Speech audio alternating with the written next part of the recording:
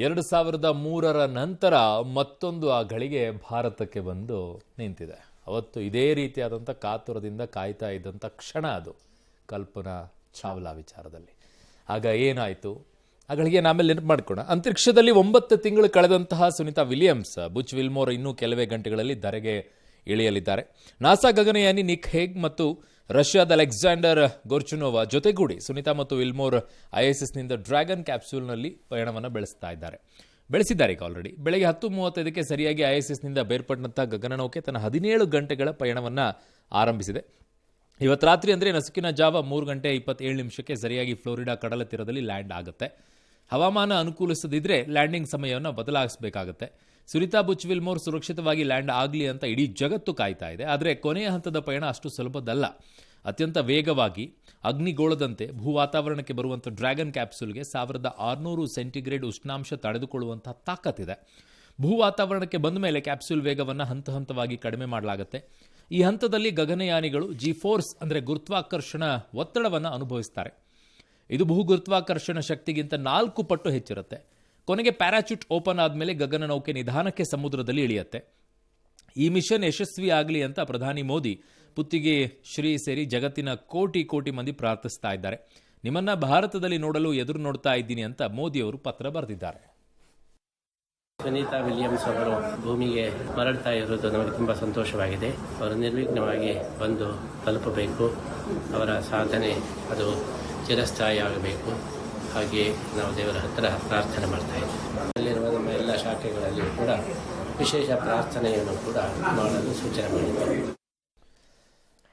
ಅಂದ ಹಾಗೆ ಹೆಚ್ಚು ಕಾಲ ಅಂತರಿಕ್ಷದಲ್ಲಿರುವ ಗಗನಯಾನಿಗಳು ಧರೆಗಿಳಿದ ಮೇಲೆ ಎದುರಿಸುವಂತಹ ಸಮಸ್ಯೆಗಳು ಕೂಡ ಬಹಳಷ್ಟಿರುತ್ತೆ. ಅದನ್ನು ನೋಡೋಣ. ಏನು ಎದುರಿಸ್ತಾರೆ ಸಮಸ್ಯೆಗಳು ಅನ್ನುವಂಥದ್ದನ್ನು ನೋಡೋಣ. ಗುರುತ್ವಾಕರ್ಷಣೆ ಪ್ರಭಾವ ಇಲ್ಲದ ಕಾರಣ ದೇಹದಲ್ಲಿ ಕೆಲ ಬದಲಾವಣೆಗಳಾಗುತ್ತೆ. ಸಾಮಾನ್ಯವಾಗಿ ಫ್ಲೈಟ್ ಹತ್ತಿದವರಿಗೆ ಇದರ ಅನುಭವ ಆಗಿರುತ್ತೆ. ಫಸ್ಟ್ ಟೈಮ್ ಫ್ಲೈಟ್ ಹತ್ಕೊಂಡು ನೀವು ಕೆಳಗಡೆ ಇಳಿದಂಥ ಸಂದರ್ಭದಲ್ಲಿ ನಿಮ್ಗೊಂಥರ ಕಸಿವಿಸಿ ಆಗುತ್ತೆ, ತೊಳಲಾಟ ಆಗ್ತಾ ಇರುತ್ತೆ ಹೊಟ್ಟೆಯಲ್ಲಿ. ಬಹಳಷ್ಟು ಜನಕ್ಕೆ ಈ ಅನುಭವ ಆಗಿರುತ್ತೆ. ಅಷ್ಟು ಎತ್ತರಕ್ಕೆ ಹೋಗಿ ಬಂದಾಗ ಅದಕ್ಕಿಂತಲೂ ಮೇಲ್ಗಡೆ ಹೋಗಿ ಬಂದಿರುವಂಥ ಪರಿಸ್ಥಿತಿ ಏನಾಗಿರಬಾರ್ದು. ಸ್ನಾಯು ಮತ್ತು ಮೂಳೆಗಳ ಸಾಂದ್ರತೆ 30% ಕೂಡ ಕ್ಷೀಣಿಸುತ್ತೆ ಅಂತ ಹೇಳ್ತಾ ಇದ್ದಾರೆ. ಅದಕ್ಕೆ ಕಾರಣ ಅನೇಕಗಳಿದೆ. ನಿಮ್ಮ ದೇಹದಲ್ಲಾಗುವಂಥ ಬದಲಾವಣೆಗಳಿಂದಾಗಿ ಸ್ನಾಯು, ಮೆದುಳು, ಹೊಟ್ಟೆಯ ಬ್ಯಾಕ್ಟೀರಿಯಾಗಳಲ್ಲೂ ಕೂಡ ಬದಲಾವಣೆ ಆಗುತ್ತೆ. ಮೂಳೆಗಳು ಬಲ ಮತ್ತು ಪೋಷಕಾಂಶಗಳನ್ನು ಕಳೆದುಕೊಳ್ಳುತ್ತವೆ ಅಂತ ಹೇಳಿ. ಈ ಕಾರಣಗಳಿಂದ ಗಗನಯಾನಿಗಳಿಗೆ ಮೂಳೆ ಮುರಿತದ ಸಮಸ್ಯೆ ಉಂಟಾಗಬಹುದು ಅಂತ ಹೇಳಿ. ಅಂಧತ್ವ, ಬೆನ್ನು ನೋವಿನ ಸಮಸ್ಯೆ, ಡಿಸ್ಕ್ ಜಾರುವಿಕೆಯಂತಹ ಸಮಸ್ಯೆ. ಭೂಮಿಗೆ ವಾಪಸ್ಸಾದ ತಕ್ಷಣ ಗಗನಯಾನಿಗಳಿಗೆ ನಡೆದಾಡೋಕೆ ಆಗೋದಿಲ್ಲ. ಕೆಲವು ಕಾಲ ನಿಂತ್ಕೊಳ್ಳೋ ಕೂಡ ಸಮಸ್ಯೆ ಆಗುತ್ತೆ. ಕೈಕಾಲು ಬ್ಯಾಲೆನ್ಸ್ ಕಷ್ಟ ಆಗುತ್ತೆ. ಸ್ವಲ್ಪ ಸಮಯದವರೆಗೂ ಕೂಡ ವಸ್ತುಗಳನ್ನು ಗಾಳಿಯಲ್ಲಿ ಬಿಡುವಂಥ ಅಭ್ಯಾಸ ಆಗುತ್ತೆ. ಅಧಿಕ ರೇಡಿಯೇಷನ್ ಕಾರಣ ಕ್ಯಾನ್ಸರ್ ಭೀತಿ ಮತ್ತು DNA ಗೆ ಹಾನಿ ಅಂತಿದ್ದಾರೆ. ಒಂಟಿತನ, ಮಾನಸಿಕ ಒತ್ತಡ, ನಿದ್ರಾಹೀನತೆ, ದೃಷ್ಟಿ ಕೇಂದ್ರೀಕರಿಸೋಕೆ ಸಮಸ್ಯೆ ಎಲ್ಲವುಗಳಿಂದ ಚೇತರಿಸಿಕೊಳ್ಳೋಕೆ ತುಂಬಾ ಸಮಯ ಹಿಡಿಯುತ್ತೆ ಅಂತ ಹೇಳ್ತಾರೆ. ಬಟ್ ಎಲ್ಲದಕ್ಕಿಂತಲೂ ಹೆಚ್ಚಾಗಿ ಈಗ ನಾವು ಹೇಳೋ ರೀತಿಯಲ್ಲಿ ಅಷ್ಟು ಸುಲಭದಲ್ಲ. ಇದನ್ನು ಹೀಗೆ ಹೇಳಿಬಿಡ್ಬೋದು, ಹಿಂಗಾಗ್ತಾ ಇದೆ, ಹಿಂಗೆ ಬಂದ್ಬಿಡ್ತಾರೆ ಅಂತೇಳಿ. ಅಷ್ಟು ಸುಲಭದಲ್ಲ. ಯಾಕೆ ಅಂದರೆ ಫೆಬ್ರವರಿ 1ನೇ ತಾರೀಕು 2003 ಕಲ್ಪನಾ ಚಾವ್ಲಾ ಅವರು ಹೀಗೆ 7 ಆಸ್ಟ್ರೋನಾಟ್ಸ್ಗಳು, ಗಗನಯಾತ್ರಿಗಳು ಏನು ಬರ್ತಾ ಇದ್ರು, ಆ ಸಂದರ್ಭದಲ್ಲೂ ಕೂಡ ಎಲ್ಲವೂ ಕೂಡ ಖುಷಿಯಾಗೇ ಇದ್ದಿದ್ದು, ಬರ್ತಾ ಇದ್ದಾರೆ ಅನ್ನುವಂಥದ್ದು. ಭಾರತದ ಏಕೈಕ ಮಹಿಳೆ ಆ ಸಂದರ್ಭದಲ್ಲಿ ಗಗನಯಾತ್ರಿ ಆಗಿದ್ದಂಥವಳು. ಆ ಸಂದರ್ಭದಲ್ಲಿ ಆಗಿದ್ದೇನು, ಸೇಮ್ ಪರಿಸ್ಥಿತಿಗಳು ಆಗಿದ್ದೇನು. ಆ ಸಂದರ್ಭದಲ್ಲಿ ಬರುವಂತಹ ಸಂದರ್ಭದಲ್ಲಿ ಭೂಮಿಯ ಗುರುತ್ವಾಕರ್ಷಣೆಗೆ ಒಳಗಾದಾಗ ಅದನ್ನು ತಡೆದುಕೊಳ್ಳುವಂಥ ಶಕ್ತಿ, ರಕ್ಷಣಾ ಕವಚ ಅಂತ ನಾವು ಕರಿತೀವಿ ಅದನ್ನು ನಮ್ಮ ಭಾಷೆಯಲ್ಲಿ ಹೇಳೋದಾದರೆ, ಆ ಘರ್ಷಣೆಯನ್ನು ತಡ್ಕೊಳ್ಳೋ ಶಕ್ತಿ. ಇಲ್ಲಿರುವಂತಹ ಸಂಘರ್ಷ ಏನಾಗುತ್ತೆ, ಅಲ್ಲೊಂದು ಘರ್ಷಣೆ ಉಂಟಾದಾಗ ನಿಮಗೆ ಬೆಂಕಿ ಹೇಗೆ ಕಾಣಿಸ್ಕೊಳ್ಳುತ್ತೆ ಹಾಗೆ ಅದರ ವೇಗವಾಗಿ ಬಂದಾಗ ಆ ಘರ್ಷಣೆಯಲ್ಲಿ ಆ ಬೆಂಕಿ ತಗಲ್ಬಾರ್ದು ಅನ್ನೋದಕ್ಕೆ ಸ್ಲೋ ಆಗಿ ಬರ್ತಾರೆ. ಆದರೂ ಕೂಡ ಜಸ್ಟ್ ಇಮ್ಯಾಜಿನ್ ಮಾಡ್ಕೊಳ್ಳಿ, ಆ ಸಂದರ್ಭದಲ್ಲಿ ಆಗಿದ್ದು 1 mm ಇಷ್ಟೇ ಭಾಗ ಅದರಲ್ಲಿ ಒಂದಿಷ್ಟು ಹೋಲಾಗಿದ್ದಕ್ಕೆ, ಅದು ಬಿಚ್ಚಿ ಬಿದ್ದಿದ್ರಿಂದ, ರಕ್ಷಣಾ ಕವಚದಲ್ಲಿ ಒಂದು ಭಾಗ ಬಿದ್ದಿದ್ರಿಂದ ಘರ್ಷಣೆಯಿಂದಾಗಿ ಬೆಂಕಿ ಹತ್ಕೊಂಡು 7 ಆಸ್ಟ್ರೋನಾಟ್ಸ್ಗಳು ಅವತ್ತು ಸಾವನ್ನಪ್ಪುವಂಥ ಪರಿಸ್ಥಿತಿ ಬಂತು. ನಾನೀಗ ಅದನ್ನು ಯಾಕೆ ಕಂಪೇರ್ ಮಾಡ್ತಾ ಇದ್ದೀನಿ ಅಂತಂದರೆ, ಆ ಸಂದರ್ಭ ಇದೆಯಲ್ಲ, ಆ ಘರ್ಷಣೆ ಅಷ್ಟು ಸುಲಭದಲ್ಲ ಅಂತ ಹೇಳಿ. ಈಗ ಇನ್ನೂ ಅಪ್ಗ್ರೇಡ್ ಆಗಿರೋದ್ರಿಂದ, ಅದಕ್ಕೆ ತಯಾರಿಯನ್ನೆಲ್ಲ ಮಾಡ್ಕೊಂಡಿರೋದ್ರಿಂದ ಸುರಕ್ಷಿತವಾಗಿ ಬಂದಿಳ್ತಾ ಇರುವಂಥ ಎಲ್ಲ ವಿಶ್ವಾಸಗಳು ಕೂಡ ಎಲ್ಲರಿಗೂ ಕೂಡ ಇದೆ. ಬಟ್ ಬಂದು ಇಳಿದ ನಂತರ ಆಗುವಂಥ ಪರಿಸ್ಥಿತಿಯಲ್ಲದೆ ಅವ್ರಿಗಿದೆಯಲ್ಲ, ಅದು ಬಹಳ ಸಮಸ್ಯೆಯನ್ನು ಉಂಟು ಮಾಡುತ್ತೆ ಅಂತ ಹೇಳಿ, ದೇಹದಲ್ಲಿ ವ್ಯತಿರಿಕ್ತವಾಗಿರುವಂಥ ಪರಿಣಾಮಗಳಾಗುತ್ತೆ. ಫಾರ್ ಎಕ್ಸಾಂಪಲ್, ಈಗ ಒಂದು 5 ದಿನ ಟ್ರೈನಲ್ಲಿ ಜರ್ನಿ ಮಾಡಿ ನೋಡಿ. ಇಲ್ಲಿಂದ ನೀವು ನಾರ್ತ್ ಈಸ್ಟ್ ಕಡೆಗೆ ಹೋಗಬೇಕು ಅಂತಂದರೆ ಸುಮಾರು ಒಂದು 3-4 ದಿನ ಟ್ರೈನಲ್ಲಿ ಜರ್ನಿ ಮಾಡಬೇಕು. ನೀವು ಟ್ರೈನಲ್ಲಿ ಜರ್ನಿ ಮಾಡಿ ಇಳಿದ ನಂತರ ನಿಮ್ಮ ಬಾಡಿ ಹೆಂಗಾಗ್ತಾ ಇರುತ್ತೆ ಅಂದರೆ ಹಿಂಗೆ ಶೇಕ್ ಆಗ್ತಾ ಇರುತ್ತೆ. ನಿಂತಲ್ಲಿ ನಿಮ್ಮ ನಾರ್ಮಲಾಗಿ ನಡೆಯೋಕ್ಕೆ ಆಗಲ್ಲ. ನಿಮ್ಗೆ ಬರೀ ಟ್ರೈನಲ್ಲಿ ಹೇಳ್ತಾ ಇದ್ದೀನಿ ನಾನು, ನಡೆಯೋಕ್ಕಾಗಲ್ಲ ನಿಮಗೆ. ಬಾಡಿ ಹಿಂಗೆ ಮೂಮೆಂಟ್ ಆಗ್ತಾ ಇರುತ್ತೆ. ಆಸ್ಟ್ರೋನಾಟ್ಸ್ಗಳು ಅಲ್ಲಿಗೆ ಹೋಗಿ ಬರುವಂಥ ಸಂದರ್ಭದಲ್ಲಿ ಅಲ್ಲಿ ಕಾಲು ನೆಲಕ್ಕೆ ಇಡಕ್ಕೂ ಆಗಿರೋದಿಲ್ಲ, ಗುರುತ್ವಾಕರ್ಷಣೆ ಇರೋದಿಲ್ಲ, ಅವರೆಲ್ಲ ಬರ್ಬೇಕು. ಆಮೇಲೆ ಇವರು ಫಸ್ಟ್ ಟೈಮ್ ಈ ರೀತಿಯಾಗಿ ಇಲ್ಲ, ಹಿಂದೆನೂ ಇದೆ, ರೆಕಾರ್ಡ್ಗಳಿದ್ದಾವೆ. ಒಂದು ರಷ್ಯನ್ ಅವ್ರದ್ದು 437 ದಿನ ಇರುವಂಥ ರೆಕಾರ್ಡ್ ಇದೆ ರಷ್ಯನ್ದು. ಇನ್ನು ಅಮೇರಿಕನ್ದು ಫ್ರ್ಯಾಂಕ್ ರೂಬಿಯೋ ಅಂತ ಹೇಳಿ 371 ದಿನಗಳು ಸ್ಪೇಸ್ನಲ್ಲಿ ಇದ್ದಿದ್ದು ರೆಕಾರ್ಡು, ಲಾಂಗ್ ಟೈಮಲ್ಲಿ. ಬಟ್ ಇನ್ನು ಕೆಲವು ಅದರಲ್ಲಿ ಹೇಗೆ ಲೆಕ್ಕಾಚಾರಗಳನ್ನು ಹಾಕ್ತಾರೆ ಅಂತಂದರೆ, ಹಿಂಗೆ ಹೋಗು, ಮತ್ತೆ ವಾಪಸ್ ಬಾ, ಅದೆಷ್ಟು ದಿನ ಆಯಿತು, ಇನ್ನೊಂದು ಸಲ ಹೋಗು, ಮತ್ತೆ ಅದೆಷ್ಟು ದಿನ ಆಯಿತು, ಹಂಗೆ ಕಂಪೇರ್ ಮಾಡ್ಕೊಂಡಾಗ 1000 ಡೇಸ್ ಇದ್ದಿದ್ದು, ಆಮೇಲೆ 878 ಡೇಸ್ ಇದ್ದು, ಇವೆಲ್ಲ ರೆಕಾರ್ಡ್ಸ್ಗಳು. ಈಗ 3rd ಟೈಮ್ ಸುನಿತಾ ವಿಲಿಯಮ್ಸ್ ಹೋಗಿ ಬಂದಿರೋದು ಇದು. ಸೊ ಲಾಂಗ್ ಟರ್ಮಲ್ಲಿ 271 ದಿನಗಳೇ, ಇನ್ನು 81 ದಿನಗಳಾಗುತ್ತೆ ಅವ್ರದ್ದು ಈಗ ಹೋಗಿ ಬರುವಂಥದ್ದು. ಸೊ ಅವರು ಇನ್ನು ಹೋಗಿದ್ದೆಲ್ಲ ಕಂಪೇರ್ ಮಾಡ್ಕೊಂಡಾಗ ಅವ್ರದ್ದು ಒಂದು ದಾಖಲೆ ಆಗುತ್ತೆ. ಸೊ ಇವರೆಲ್ಲ ಒಂದು ರೀತಿಯಾಗಿ ಹೊಸ ವಿಜ್ಞಾನಿಗಳು ಯಾರು ಬರ್ತೀವಿ ಅಂತಿದ್ದಾರೆ, ಆಸ್ಟ್ರೋನಾಟ್ಸ್ ಆಗಬೇಕು ಅಂತ ಯಾರು ಅಂತಿದ್ದಾರೆ, ಇವತ್ತಿನ ಮಕ್ಕಳಲ್ಲಿ ಇವೆಲ್ಲ ಒಂದು ಪಾಠಗಳು ಹೇಗಿರುತ್ತೆ, ಯಾವ ರೀತಿಯಾಗಿರುತ್ತೆ, ಆಮೇಲೆ ಇದೆಲ್ಲ ಲೈವ್ ಕೊಡುತ್ತೆ ನಾಸಾ. ಆಮೇಲೆ ಬಂದ ತಕ್ಷಣ ಅವರೇನು ಇಮಿಡಿಯೇಟಾಗಿ, ಈಗ ಮೋದಿ ಅವರು ಕಾಯ್ತಾ ಇದ್ದಾರೆ ಅಂತ ನಾವು ಹೇಳ್ತಾ ಇದ್ದೀವಲ್ವಾ, ಬಂದ ತಕ್ಷಣ ಹಲೋ ಸರ್ ಅಂತ ಹೇಳ್ಬಿಟ್ಟು ಬಂದು ಮೀಟ್ ಆಗಕ್ಕಾಗಲ್ಲ. ಈ ಕ್ರಿಕೆಟ್ ಮ್ಯಾಚಲ್ಲಿ ಯಾವುದೋ ಮ್ಯಾಚ್ ಗೆದ್ದ ತಕ್ಷಣ ಅವ್ರು ಬಂದ್ಬಿಟ್ಟು ಒಂದು ಫೋಟೋಗ್ರಾಫ್ ಕೊಟ್ಟಂಗೆ ಆಗಲ್ಲ. ಇದು ಲಾಂಗ್ ಟರ್ಮ್ ಬೇಕಾಗತ್ತೆ. ಯಾಕೆ ಅಂತಂದರೆ ಬಾಡಿ ಅಡ್ಜಸ್ಟ್ ಆಗಬೇಕಾಗತ್ತೆ. ಆಗುತ್ತೋ ಆ ಬಾಡಿ ಹೇಗೆ ಅದಕ್ಕೆ ರಿಯಾಕ್ಟ್ ಮಾಡುತ್ತೆ. ಹಾಗಾಗಿನೇ ನಾಸಾ ಒಳಗಿರ್ತಾರೆ ಅವರು. ಆಚೆ ಇಮಿಡಿಯೇಟಾಗಿ ಇಳಿದ ತಕ್ಷಣ ಮನೆಗೆ ಹೋಗ್ಬಿಟ್ಟು ಮನೆಯವ್ರ ಜೊತೆಗೆಲ್ಲ ಇರೋಕ್ಕಾಗಲ್ಲ. ನಾಸಾ ಅದರೊಳಗೆ ಇರ್ತಾರೆ, ಅಲ್ಲಿದ್ದು ಅವ್ರನ್ನ ಟ್ರೀಟ್ ಮಾಡ್ತಾರೆ, ಅದಕ್ಕೆ ಅಡ್ಜಸ್ಟ್ ಆಗಬೇಕು. ಆ ಎಲ್ಲ ಅಡ್ಜಸ್ಟ್ ಆದ ನಂತರ ಓಕೆ ಮತ್ತೆ ವಾಪಸ್ ಅವ್ರು ಗಟ್ಟಿಮುಟ್ಟಾಗಿದ್ದಾರೆ, ಚೆನ್ನಾಗಿದ್ದಾರೆ. ಕಾನ್ಫಿಡೆನ್ಸ್ ಯಾವಾಗಿದ್ರೂ ಕೂಡ ನಿಮ್ಮ ಆತ್ಮವಿಶ್ವಾಸ ಇದೆಯಲ್ಲ, ಅದು ಎಂತಹ ಪರಿಸ್ಥಿತಿಯನ್ನೂ ಕೂಡ ಎದುರಿಸೋಕೆ ಒಂದು ಶಕ್ತಿಯನ್ನು ಕೊಡುತ್ತೆ. ಈಗಲೂ ಕೂಡ ಅವ್ರು ನೋಡ್ತಾ ಇದ್ದಾಗ ಆ ದೃಶ್ಯವನ್ನು ನೋಡಿ ನಿಮಗೆ 9 ತಿಂಗಳು ಅವರಿಬ್ಬರೇ ಸ್ಪೇಸಲ್ಲಿ, ಏನೂ ಇಲ್ಲ. ನಿಮಗೆ 9 ತಿಂಗಳಲ್ಲ ರೀ, 9 ಗಂಟೆ ಮೊಬೈಲ್ ಇಲ್ಲದೆ ಇದ್ದುಬಿಡ್ರಪ್ಪ ಯಾರಾದರೂ ಈಗಿರುವಂಥವ್ರು. 9 ಗಂಟೆ ಮೆಂಟಲಿ ಡಿಸ್ಟರ್ಬ್ ಆಗ್ಬಿಡ್ತಾರೆ. ಹೆಂಗಿರುತ್ತೆ ನಿಮಗೆ ಪರಿಸ್ಥಿತಿಗಳು ಈಗಿರುವಂಥ ಭೂಮಿ ಮೇಲೆ. ಅವರು ಯಾರ ಸಂಪರ್ಕನೂ ಇಲ್ಲದೆ, ಆಯಿತು ನೀವು ಮನೆಯಲ್ಲಿರೋರೆ ಬಾಗಿಲೆಲ್ಲ ಹಾಕ್ಕೊಂಬಿಟ್ಟು 9 ದಿನ ಮನೇಲಿ ಯಾರು ಇಲ್ಲದೆ ಇರುವಂಥದ್ದು ಬಾಗಿಲಿಗೆಲ್ಲ ಹಾಕ್ಕೊಂಬಿಟ್ಟು ನಿಮ್ಮ ಮನೇಲಿ ನೀವೇ ಇರಿ 9 ದಿನ, ನೋಡೋಣ ಹೇಗಿರುತ್ತೆ. ಇದರಲ್ಲಿ ಅನುಭವ ಆಗಿರಬೇಕಲ್ಲ. ಕೊರೋನಾ ಟೈಮಲ್ಲಿ ಲಾಕ್ಡೌನ್ ಮಾಡಿದ್ರಲ್ಲ, ಹೇಗಿತ್ತು ನಿಮಗೆ? ಯಾವಾಗಾದರೂ ಆಚೆ ಬಿಟ್ಟಿವೋ ಅಂತ ಅನಿಸ್ತಾ ಇತ್ತಲ್ವಾ? ಆ ಪರಿಸ್ಥಿತಿಯಲ್ಲಿ 9 ತಿಂಗಳು ಇರ್ತಾರೆ ಅಂತಂದರೆ ಜಸ್ಟ್ ಇಮ್ಯಾಜಿನ್. ಬಟ್ ಅವರಿಗೆ ಆತ್ಮವಿಶ್ವಾಸ, ಕಾನ್ಫಿಡೆನ್ಸ್, ನಾವಿಲ್ಲಿದ್ದೀವಿ, ಏನೋ ಕಲಿತಾ ಇದ್ದೀವಿ ಅನ್ನುವಂಥ ಆ ಮನಸ್ಥಿತಿಯನ್ನು ಅವ್ರಿಗೆ ಆ ಗಟ್ಟಿಯಾಗಿ ನಿಲ್ಲಕ್ಕಾಗಿದೆ. ಆಮೇಲೆ ಅವ್ರು ಬಂದಾಗ ಈಗ ಕರ್ಕೊಂಡು ಹೋಗಿದ್ದಾರೆ, ಬರ್ತಾ ಇದ್ದಾರೆ. ಇವತ್ತು ಬೆಳಗಿನ ಜಾವ 3:27ಕ್ಕೆ ಬರ್ತಾರೆ. ಬಂದಾಗ ಲೈವ್ ಇರುತ್ತೆ, ನೋಡಿ ಅದ್ರ ಬಗ್ಗೆ ಅದ್ಭುತ ಕ್ಷಣಗಳನ್ನು ನೋಡಬೇಕು. ಒಂದಿನ ನಿದ್ದೆ ಮಾಡದೇ ಇದ್ರೂ ಚಿಂತೆ ಇಲ್ಲ, ನೋಡಿ ಅದನ್ನು, ಲೈವ್ ಇರುತ್ತೆ ಅದು. ಓಕೆ, ಇನ್ನು ಶನಿವಾರ ಅಂದರೆ ಮಾರ್ಚ್ 22ನೇ ತಾರೀಕು ಕರ್ನಾಟಕ ಬಂದ್ಗೆ ಕರೆಯನ್ನು ಕೊಡಲಾಗಿದೆ. ಬೆಳಗಾವಿಯಲ್ಲಿ ಮರಾಠಿಗರ ಪುಂಡಾಟ, ಕನ್ನಡಿಗ ಬಸ್ ಚಾಲಕರ ಮೇಲೆ ಹಲ್ಲೆ ಖಂಡಿಸಿ ಈ ಬಂದ್ಗೆ ಕರೆಯನ್ನು ಕೊಡಲಾಗಿದೆ. ಇಂದು ಕನ್ನಡ ಪರ ಸಂಘಟನೆಗಳು ಬಂದ್ ಪೂರ್ವಭಾವಿ ಸಭೆಯನ್ನು ನಡೆಸಿದ್ರು.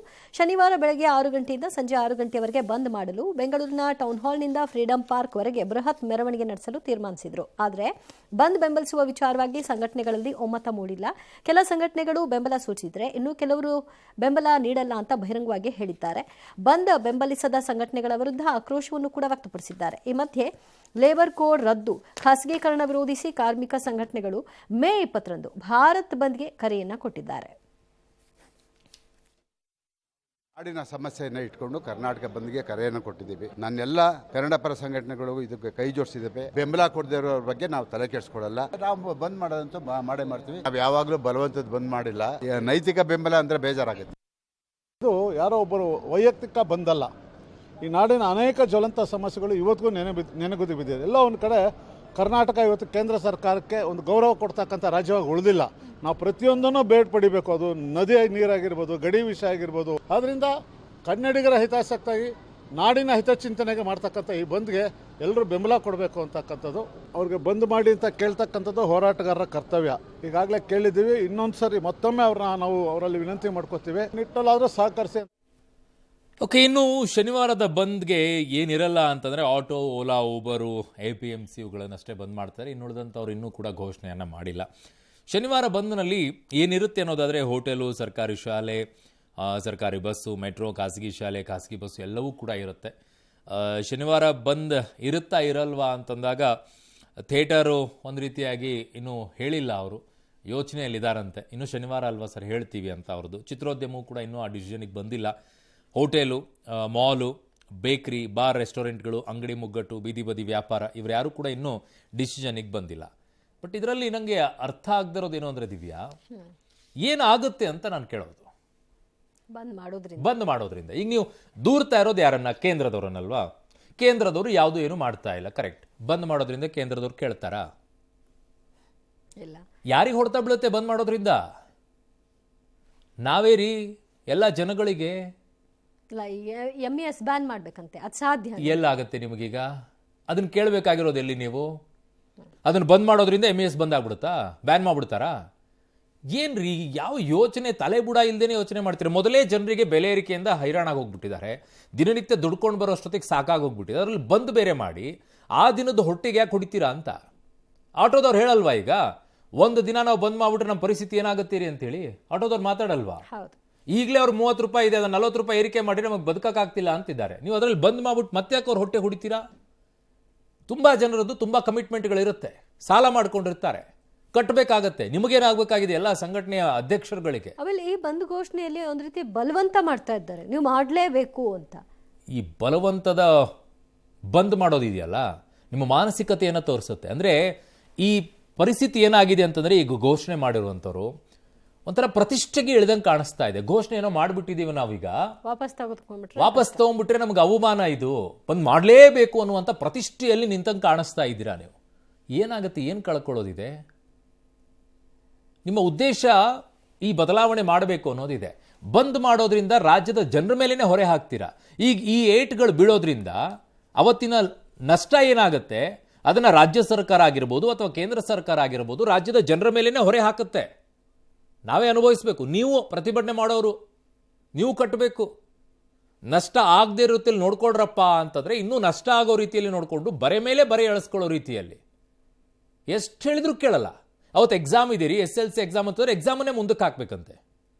ಏನು ದೊಡ್ಡ ಇದನ್ನು ಮಾಡ್ತಾ ಇದ್ದಾರೆ ಇವರು. ಬಂದಿಗೆ ಬೆಂಬಲ ಕೊಡೋಣ, ಯಾವ ಸಂದರ್ಭದಲ್ಲಿ ಕೊಟ್ಟಿಲ್ಲ, ಕೊಟ್ಟಿದ್ದೀವಿ ಬಂದಿಗೆ ಬೆಂಬಲವನ್ನು, ಹೌದು ಆಗಬೇಕು ಅಂತ ಹೇಳಿ. ಈಗ ಏನಿದೆ ಅಂತ ಹೇಳಿ ನೀವು ಈ ರೀತಿಯಾಗಿ ಬಂದ್ ಕರೆ ಕೊಡ್ತಾ ಇದ್ದೀರಾ? ಏನಿದೆ ಈಗ? ನೀವು ಬಂದ್ ಮಾಡಿದ ತಕ್ಷಣ ಎಲ್ಲವೂ ಕೂಡ ಸರಿ ಆಗ್ಬಿಡುತ್ತಾ? ಬಿಸಿ ಮುಟ್ಟಿಬಿಡುತ್ತಾ ಕೇಂದ್ರಕ್ಕೆ? ಇನ್ನೊಂದಿಷ್ಟು ಕಪಾಳ ಹೊಡಿತಾರೆ ಅವರು. ರಾಜ್ಯದವರು ಈ ಮೊದಲೇ ಬೆಲೆ ಒಂದಾದ್ಮೇಲೆ ಒಂದು ಬೆಲೆಯನ್ನು ಏರಿಕೆ ಮಾಡ್ತಾ ಹೋಗ್ತಾ ಇದ್ದಾರೆ, ಒಂದ್ರ ಮೇಲೆ ಒಂದು ದರ ಏರಿಕೆ ಮಾಡ್ತಾ ಇದ್ದಾರೆ. ನೀವು ಮಾಡಿ ಇನ್ನೊಂದಿಷ್ಟು ಬರೆ ಏರಿಸಿ ನಮಗೆ. ಕೇಳೋರಿಲ್ಲ, ಹೇಳೋರಲ್ದ ಹಂಗಾಗ್ಬಿಟ್ಟಿದೆ ಕೆಲವು ಸಂಘಟನೆಗಳಿಗಂತೂ. ರಾಜ್ಯದಲ್ಲಿ ಸಂಘಟನೆಗಳಿದೆಯೋ ಅಥವಾ ಅವರವ್ರ ಸ್ವಾರ್ಥಕ್ಕೋಸ್ಕರ ಸಂಘಟನೆಗಳನ್ನು ಮಾಡ್ಕೊಂಡಿದ್ದಾರೋ ಅನ್ನೋ ಅನುಮಾನ ಬರ್ತಾ ಇದೆ ನನಗಂತೂ. ಇನ್ನು ರಾಜ್ಯದ ಪ್ರಭಾವಿ ಸಚಿವರೊಬ್ಬರು ಹನಿ ಟ್ರ್ಯಾಪ್ ಖೆಡ್ಡಾದಲ್ಲಿ ಸಿಲುಕಿದ್ದಾರೆ ಎಂಬ ವಿಚಾರ ರಾಜ್ಯ ರಾಜಕಾರಣದಲ್ಲಿ ಬಹಳಷ್ಟು ಸದ್ದು ಮಾಡ್ತಾ ಇದೆ. ತುಮಕೂರು ಭಾಗದ ಸಚಿವರನ್ನ ಮಟ್ಟ ಹಾಕಲು ಮತ್ತೊಬ್ಬ ಪ್ರಭಾವಿ ನಾಯಕರೊಬ್ಬರು ಹನಿ ಟ್ರ್ಯಾಪ್ ಬಲೆಗೆ ಬೀಳಿಸಿರೋ ಆರೋಪ ಕೇಳಿಬಂದಿದೆ. ಇದು ಭಾರಿ ಚರ್ಚೆಗೆ ಗ್ರಾಸವಾಗಿದೆ. ಸುಸಂಸ್ಕೃತ ರಾಜ್ಯಕ್ಕೆ ಸಿಡಿ ಯೂನಿಟ್ನಿಂದ ಕೆಟ್ಟ ಹೆಸರು ಬಂದಿದೆ. ಸಿಡಿ ರಾಜಕಾರಣ ಮಾಡೋರಿಗೆ ಛೀಮಾರಿ ಹಾಕಬೇಕು ಅಂತ ಕಾಂಗ್ರೆಸ್ನ ಹಿರಿಯ ನಾಯಕ BK ಹರಿಪ್ರಸಾದ್ ಆಕ್ರೋಶ ಹೊರಹಾಕಿದ್ರು. ದುರ್ದೈವ, ಇದು ಕೆಲವರಿಗೆ ಉದ್ಯೋಗ ಆಗಿದೆ ಅಂತ, ಇದು ಸರಿಯಲ್ಲ ಅಂತ RB ತಿಮ್ಮಾಪುರ ಅವರ ಬೇಸರ. ಹನಿ ಟ್ರ್ಯಾಪ್ ಮಾಡೋರಿಗೆ ಕ್ಷಮೆ ಇಲ್ಲ ಅಂತ ಸಚಿವ ಭೈರತಿ ಸುರೇಶ್ ಎಚ್ಚರಿಸಿದ್ದಾರೆ.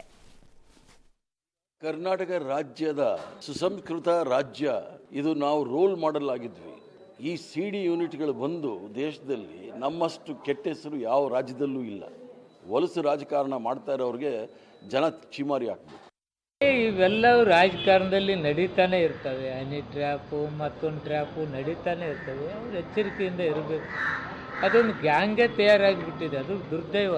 ಅದೊಂದು ಉದ್ಯೋಗ ಮಾಡ್ಕೊಂಡಿದ್ದಾರೆ. ಅದು ಬೇಸರ ತರ್ತಕ್ಕಂಥ ವಿಚಾರ. ಹನಿ ಟ್ರ್ಯಾಪ್ ಮಾಡೋರಿಗೆ ಯಾವುದೇ ಕ್ಷಮೆ ಇಲ್ಲ. ಹನಿ ಟ್ರ್ಯಾಪ್ ಅನ್ನೋದೇ it's A most dangerous thing. ಅದರಷ್ಟು ಅಸಹ್ಯವಾದ ಕೆಲಸ ಯಾವುದೂ ಇಲ್ಲ. ಯಾವುದೇ ವ್ಯಕ್ತಿ ಹನಿ ಟ್ರ್ಯಾಪ್ ಮಾಡೋನಾಗಿದ್ದರೆ ಅಥವಾ ಲೇಡಿ ಆಗಿದ್ದರೆ ಅವ್ರನ್ನ ಕಾನೂನು ಪ್ರಕಾರ ಕ್ರಮ ತಗೊಂಡು ಅವ್ರನ್ನ ಒಳಗಡೆ ಹಾಕ್ತಾರೆ, ಜೈಲಿಗೆ ಹಾಕ್ತಾರೆ. ಅದು ಪೊಲೀಸರು ವಿಚಾರಣೆ ಮಾಡ್ತಾರೆ. ಹಂಗೇನೆ ಇದ್ರೆ ನನಗೆ ಗೊತ್ತಿಲ್ಲ ಅದ್ರ ಬಗ್ಗೆ. ನಾನು ಇನ್ ಜನರಲ್ ನಾನು ಹೇಳ್ತಾ ಇರೋದು, ಹನಿ ಟ್ರ್ಯಾಪ್ ಯಾರೇ ಮಾಡಿರಲಿ ಅದು ಅಸಹ್ಯವಾದ ಕೆಲಸ. ಅಲ್ಲ, ಏನೋ ಒಂದು ಸರಕಿರಬೇಕು, ಅದನ್ನ ಇಟ್ಕೊಂಡು ಮಾತಾಡಬೇಕು. ಇವ್ರು ಬರೀ ಎಲ್ಲ ಗಾಳಿ ಗುಂಡೋಡಿತಾ ಇದಾರಲ್ಲ. ನುಣುಚ್ಕೊಳ್ಳುವಂಥ ಕೆಲಸ. ಮೈಗೆಲ್ಲ ಎಣ್ಣೆ ಹಚ್ಕೊಂಡ್ಬಿಟ್ಟಿದ್ದಾರೆ. ಬೇಕಾದಾಗ ಮಾತ್ರ ಅದಕ್ಕೆಲ್ಲ ಮಣ್ಣು ಹಚ್ಕೊಳ್ತಾರೆ, ಜಾರಬಾರ್ದು ಅಂತೇಳಿ. ಬೇಕಾಗಿರೋದಾಗ ಎಣ್ಣೆ ಹಚ್ಕೊಂಡಿರುತ್ತೆ, ಜಾರಬೇಕಲ್ವ, ಹಿಡಿಯೋಕ್ಕಾಗಲ್ಲ ಅಂತೇಳಿ. ಹನಿ ಎಲ್ಲಿ ಸಿಗುತ್ತೆ? ಹನಿ ಮೇಲೆ ವ್ಯಾಮೋಹ ಯಾಕಿರ್ಬೇಕು? ಈಗ ಜೇನು ನೊಣ ಅಪ್ಪ, ಜೇನು ನೊಣದಿಂದ ತುಪ್ಪ ಬರುತ್ತೆ ಅಲ್ವಾ, ಅದು ಎಲ್ಲಿಗೆ ಹೋಗುತ್ತೆ? ಹೂ ಎಲ್ಲಿರುತ್ತೆ? ಮಕರಂದವನ್ನ ಹೀರಬೇಕು, ಅಲ್ಲಿಗೆ ಹೋಗಬೇಕು ಜೇನು ನೊಣಗಳು. ಈಗ ಇಲ್ಲೇನಾಗಿದೆ ಪರಿಸ್ಥಿತಿ? ಮಕರಂದ ಯಾವುದು ಇಲ್ಲಿ? ಹೂಗಳು ಎಲ್ಲಿದ್ದಾವೆ? ಜೇನು ನೊಣಗಳು ಯಾವುದು? ಯಾವಾಗ ಹೀರಕ್ಕೆ ಬರುತ್ತೆ ಇವು? ಅಲ್ಲಿ ಮಕರಂದ ವಾಸನೆ ಎಲ್ಲ ಚೆನ್ನಾಗಿರುತ್ತೆ ಅಲ್ವಾ, ಹುಡ್ಕೊಂಡು ಬರುತ್ತೆ. ನೀವು ಯಾಕೆ ಅದಕ್ಕೆ ತಗಲಾಕೊಳ್ತೀರಾ? ಆಯ್ತು, ಇಷ್ಟೆಲ್ಲ ಮಾತನಾಡ್ತಿದ್ದೀರಲ್ಲ ಮಾನ್ಯ ಸಚಿವರುಗಳೆಲ್ಲ, ಬೇರೆ ಸಂದರ್ಭದಲ್ಲಿ ಆ ತನಿಖೆ ಆಗಬೇಕು, ಈ ತನಿಖೆ ಆಗಬೇಕು ಅಂತೆಲ್ಲ ಪುಂಕ ಬಿಡ್ತೀರಾ. ನಿಮ್ಮದೇ ಸರ್ಕಾರ ಅಲ್ವಾ? ಮಾನ್ಯ ಮುಖ್ಯಮಂತ್ರಿಗೆ ಹೇಳಿಸ್ಬಿಟ್ಟು ತನಿಖೆಯನ್ನು ಮಾಡಿಸ್ಬಿಟ್ಟು ಎಲ್ಲದಕ್ಕೂ ಹೇಳ್ತಿರಲ್ಲ ಹಾಲಿ ನ್ಯಾಯಾಧೀಶರು ಇರಬೇಕು ಅಂಥೇಳಿ. ಹಾಲಿ ನ್ಯಾಯಾಧೀಶರನ್ನೇ ಸೇರಿಸಿ ತನಿಖೆಯ ಮುಖ್ಯಸ್ಥರನ್ನು ಮಾಡಿಸ್ಬಿಟ್ಟು ಅವರ ನೇತೃತ್ವದಲ್ಲೇ ತನಿಖೆ ಆಗಲಿ. ಯಾವ ಮಂತ್ರಿಗಳು ಇದರಲ್ಲಿ ಇನ್ವಾಲ್ವ್ ಇದ್ದಾರೆ, ಯಾರ ಮಂತ್ರಿಗಳ ಮೇಲೆ ಇದನ್ನು ಮಾಡ್ಸಕ್ಕೆ ಹೋಗಿದ್ದಾರೆ ಅನ್ನೋದು ಆಚೆ ಬರಲಿ. ಯಾಕೆ ಆಸಕ್ತಿ ತೋರಿಸೋದಿಲ್ಲ ಸಚಿವರು? ಏಕೆ? ನಿಮ್ಮಲ್ಲಿರುವಂಥ ಹುಳುಕುಗಳು ಆಚೆ ಕಾಣಿಸ್ಕೊಳ್ಳುತ್ತೆ ಅಂತನಾ? ನಿಮ್ಮಲ್ಲಿರೋ ಹುಳುಕುಗಳು ಆಚೆ ಕಾಣಿಸ್ಕೊಳ್ಬೋದು, ಆದರೆ ಮೇಲ್ನೋಟಕ್ಕೆ ಮಾತ್ರ ಎಲ್ಲ ಹೇಳ್ತಾ ಇರಬೇಕು. ಮಾಡಿಸಿ ತನಿಖೆಯನ್ನು, ಯಾರಿದ್ರೇನು ಗೊತ್ತಾಗಲಿ ಅಲ್ವಾ ರಾಜ್ಯದ ಜನತೆಗೆ? ಗೊತ್ತಾಗೋದು ಬೇಡವಾ ಮಾನ್ಯ ಮಂತ್ರಿಗಳೇ? ತನಿಖೆ ಮಾಡಿಸೋದು ಕಷ್ಟನಾ? ಆಗಲ್ವಾ? ನಿಮ್ಮ ಅನುಕೂಲಕ್ಕೆ ತಕ್ಕಂತೆ ರಾಜಕೀಯವನ್ನು ಮಾಡುವಂಥ ಪರಿಸ್ಥಿತಿನೇ ಇದು. ಅದಕ್ಕೆ ಆ ಸಿ ಡಿಗಳು ಓಡಾಡುತ್ತವೆ. ಹಿಂದೇನು ಸಿ ಡಿ ಸೌಂಡ್ ಆಗಿತ್ತು. ಯಾಕಾಗಿತ್ತು ಸಿ ಡಿ ಸದ್ದು? ಆಗಲೂ ಹಿಂಗೆ ಆಗಿತ್ತು. ಅವಾಗ ತನಿಖೆ ಹೆಂಗೆ ಮಾಡಿಸಿದ್ರಿ? ಈಗ ಯಾಕೆ ತನಿಖೆ ಮಾಡ್ಸೋಕ್ಕಾಗಲ್ಲ? ಆವಾಗ ಬೇರೆ, ಇವಾಗ ಬೇರೆ. ಚೆನ್ನಾಗಿದೆ ನಿಮ್ಮ ಅನುಕೂಲ ಸಿಂಧು ರಾಜಕೀಯ. ಇನ್ನು ಹೈಕೋರ್ಟ್ ಫುಲ್ ಗರಂ ಆದ ಬೆನ್ನಲ್ಲೇ ಕೇಂದ್ರ ಸಚಿವ ಎಚ್ ಡಿ ಕುಮಾರಸ್ವಾಮಿಗೆ ಸಂಬಂಧಿಸಿ ಬಿಡದಿಯ ಕೇತಗಾನಹಳ್ಳಿಯಲ್ಲಿ 14 ಎಕರೆ ಭೂಮಿಯನ್ನು ಒತ್ತುವರಿ ತೆರವು ಪ್ರಕ್ರಿಯೆ ಶುರುವಾಗಿದೆ. 2 ಜೆಸಿಬಿ ಟ್ರ್ಯಾಕ್ಟರ್ ಸಮೇತ ಬಂದ ಡಿಸಿ ಯಶವಂತ್ ನೇತೃತ್ವದ ಅಧಿಕಾರಿಗಳ ತಂಡ ಕುಮಾರಸ್ವಾಮಿ ತೋಟದ ಮನೆ ಇರುವ ಪ್ರದೇಶದಲ್ಲಿ ಒತ್ತುವರಿ ಸ್ಥಳವನ್ನು ಗುರುತಿಸಿ ಮಾರ್ಕಿಂಗ್ ಅನ್ನು ಮಾಡಿ ರೆಡ್ ಫ್ಲಾಗ್ ಅನ್ನು ಅಳವಡಿಸಿದೆ. ನಾಳೆಯೂ ಕೂಡ ಮಾರ್ಕಿಂಗ್ ಕಾರ್ಯ ನಡೆಯುತ್ತೆ. ಈ ಪ್ರಕ್ರಿಯೆ ಮುಗಿದ ಬಳಿಕ ಒತ್ತುವರಿ ತೆರವು ಜಾಗಕ್ಕೆ ಜೆಸಿಬಿಗಳ ಮೂಲಕ ತಂತಿ ಬೇಲಿ ಅಳವಡಿಸಲಾಗುತ್ತೆ. ಆದರೆ ನಾನು ಯಾವುದೇ ತಪ್ಪು ಮಾಡಿಲ್ಲ ಅಂತ ಕುಮಾರಸ್ವಾಮಿ ಅವರು ಪುನರುಚ್ಚರಿಸಿದ್ದಾರೆ. ನನ್ನನ್ನು ಈ ಸರ್ಕಾರ ಬೇಕಂತಲೇ ಟಾರ್ಗೆಟ್ ಮಾಡಿದೆ, ಒತ್ತುವರಿ ತೆರವು ರಾಜಕೀಯ ದುರುದ್ದೇಶದಿಂದ ಕೂಡಿದೆ ಅಂತ ಆರೋಪ ಮಾಡಿದ್ದಾರೆ. ಬಿಜೆಪಿ ನಾಯಕರು ಸಹ ಕುಮಾರಸ್ವಾಮಿಯನ್ನು ಸಮರ್ಥಿಸಿದ್ದಾರೆ. ಆದರೆ ಇದನ್ನು ಡಿಸಿಎಂ ತಳ್ಳಿ ಹಾಕಿದ್ದಾರೆ. ಒತ್ತುವರಿ ಮಾಡಿದವರನ್ನೇ ಕೇಂದ್ರ ಸಚಿವರನ್ನಾಗಿ ಮಾಡಿಕೊಂಡಿದ್ದಾರಲ್ಲ, ಇದಕ್ಕೆ ಬಿಜೆಪಿಯವರು ಉತ್ತರ ಕೊಡಬೇಕು ಅಂತ ಸಚಿವ ಪ್ರಿಯಾಂಕ ಖರ್ಗೆ ಕೇಳಿದರು. ಇನ್ನು ಕುಮಾರಸ್ವಾಮಿ ಅವರು ಸಚಿವರಾಗಿ ಕೆಲಸ ಮಾಡಲಿ, ಅವರಂತೆ ಹೊಟ್ಟೆಯೂರಿ ನಂಗಿಲ್ಲ ಅಂತ ಚಲುವರಾಯಸ್ವಾಮಿ ವ್ಯಂಗ್ಯ ಮಾಡಿದರು. ಈ ಹೊತ್ತಲ್ಲೇ ದೆಹಲಿಯಲ್ಲಿ ರಾಜ್ಯಪಾಲ ಗೆಹ್ಲೋಟ್ರನ್ನ ಕೇಂದ್ರ ಸಚಿವ ಕುಮಾರಸ್ವಾಮಿ ಭೇಟಿ ಮಾಡಿರೋದು ಮಹತ್ವವನ್ನು ಪಡ್ಕೊಂಡಿದೆ. ಇದರಲ್ಲಿ ನಾನು ಯಾವುದೇ ರೀತಿಯಲ್ಲಿ ಅಕ್ರಮಗಳಿಗೆ ಎಡೆ ಮಾಡಿಕೊಟ್ಟಿಲ್ಲ. 40 ವರ್ಷದಿಂದ ತಗೊಂಡಂಥ ಜಮೀನಿನ ಬಗ್ಗೆ ಈಗ ಏನು ನಡೀತಾ ಇದೆ ಅದು ಎಲ್ಲದಕ್ಕೂ ಕಾನೂನಿನ ವ್ಯಾಪ್ತಿಯೊಳಗೆ ಉತ್ತರ ಕೊಡ್ತೀನಿ. ಇವತ್ತು ಈ ರಾಜ್ಯದಲ್ಲಿ ಅವರಿಗೆ ನಾನೇ ಟಾರ್ಗೆಟ್. ನಾನು ಇಲ್ಲ ಅಂತಂದ್ರೆ ಅವರು ಆರಾಮಾಗಿರ್ತಕ್ಕಂಥದ್ದಲ್ವಾ. ಇವತ್ತು ಅವ್ರಿಗೆ ಇರ್ತಕ್ಕಂಥದ್ದೇ ನನ್ನ ಮೇಲೆ. ಈಗಾಗಲೇ ಕುಮಾರಸ್ವಾಮಿ ಅವರು ಹೇಳಿದ್ದಾರೆ, ಯಾವುದೇ ರೀತಿಯ ಕಾನೂನು ಬಾಹಿರ ಆಗಿಲ್ಲ ಅನ್ನುವಂಥದ್ದು. ಆದ್ದರಿಂದ ಈ ದ್ವೇಷದ ರಾಜಕಾರಣದ ಪ್ರತಿಫಲ ಇದೆಲ್ಲ. ಸಿದ್ದರಾಮಯ್ಯನವ್ರಿಗೂ ಇದಕ್ಕೆ ಏನು ಸಂಬಂಧ? ಕೋರ್ಟಲ್ಲಿ PL ಹಾಕಿದ್ದಾರೆ, ಕೋರ್ಟ್ ಆದೇಶ ಕೊಟ್ಟಿದೆ. ಸೊ ನಾವು ಯಾವ ದ್ವೇಷದ ರಾಜಕಾರಣ ಮಾಡೋಂಥ ಸಂದರ್ಭ ಇಲ್ಲ, ಹೋಗುವಂತ ಅವಶ್ಯಕತೆ ಇಲ್ಲ. ಅವ್ರು ಒತ್ತುವರಿ ಮಾಡ್ಕೊಂಡಿಲ್ಲ ಅಂದ್ರೆ ಒತ್ತುವರಿ ಮಾಡ್ಕೊಂಡಿಲ್ಲ. ಅಳತೆ ದಾಖಲೆಗಳೆಲ್ಲ ಇದ್ದೇ ಇರ್ತದಲ್ಲ, ತೆಗೆದಿಡ್ಲಿ. ಇದಕ್ಕೆಲ್ಲ ದಾಖಲೆ ಇರ್ತದೆ ಇವ್ರ ಹತ್ರ, ಇದಕ್ಕೆ ಯಾಕಿಲ್ಲ?